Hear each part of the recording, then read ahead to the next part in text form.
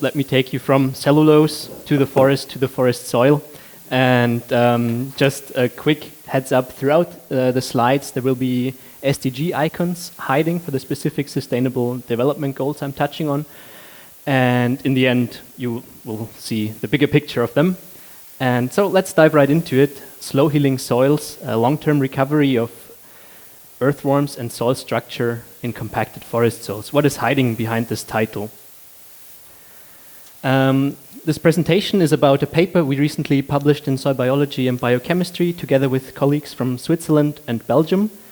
And the research was made possible by the Austrian Forest Fund. But now before we really get into the scientific details, let's break down what we are talking about. The first big topic is soil health. And when we talk about soil health, it's a bit like talking about human health. Just as people come in different shapes, sizes, or ages, soils do too. Some are young, old, sandy, or clayey. So being different doesn't mean being unhealthy. But just like people, soils can face threats, and one major one is compaction. Soil compaction happens when heavy machines drive over the ground, squeezing the spaces in the soil. And these pores are what let air, water, or roots move through the soil. When they collapse, the soil becomes dense and hard to penetrate, not just at the surface, but also deep below. So, if soil compaction is such a problem, could we just say, let's don't harvest timber? But timber can be one of our most sustainable materials. It's renewable, it stores carbon, it can replace concrete or steel. So the real challenge isn't whether to use the wood, but how to get it out of the forest in the most sustainable way. We have seen that compaction happens really fast. All it takes is one passage by the machine and the soil is compacted. But what about the soil's ability to recover? Just give it a few years and it's fine again? No, not quite. And that's where our research comes in.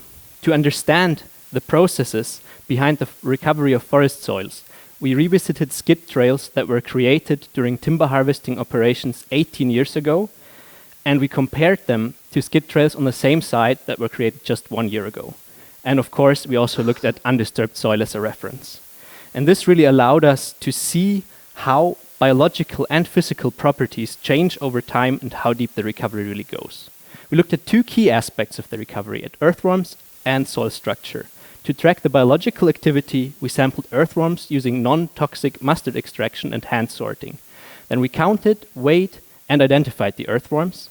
And the identification really matters because in Austria we have 60 different species with different behavior, so it's important to know the details.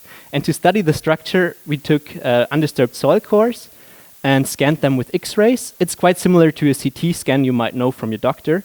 And this allowed us to look inside the soil and to visualize the structure in 3D. And we sampled at 2 depth levels to understand how it changes with different depth. So now that we looked inside the soil, what did we actually find? How do earthworms and soil structure respond to nearly 2 decades of recovery? Let's start with the living part, the earthworms. You might have already guessed it, but immediately after the timber harvesting, we practically didn't find any earthworms in the skid trails. The soil was really almost empty. In the nearby control plots, though, we found 5 different species with both young and adult individuals.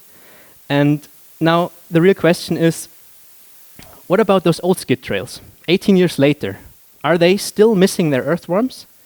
No, actually there are more earthworms now, especially smaller individuals that are soil-dwelling and young individuals of the deep burrowers. But the adult deep burrowers, they are still missing. So recovery has started, but not fully. And to understand why, we need to look deeper. We need to look into the soil structure itself. Before we dive in, a quick guide for reading these X-rays. Darker means less dense, so pores look black. In this top row, we see 5 centimeters depth, and on the left, yes, we see the freshly compacted soil with almost no pores. And then the old skid trail and the control both look decently well structured, so clear recovery near the top. This picture changes at 15 centimeters depth. The old skid trails look still dense. It's not as bad as the freshly compacted one, but clearly different from the untrafficked soil. So even after 18 years, we see clearly the lasting imprint of the compaction. To better understand what's going on, let's combine both. earthworms and soil structure. We see a highly active biological layer that sits on top of this compacted layer. And the compacted layer continues to influence the conditions above. It doesn't let the water seep through, so it's moist there.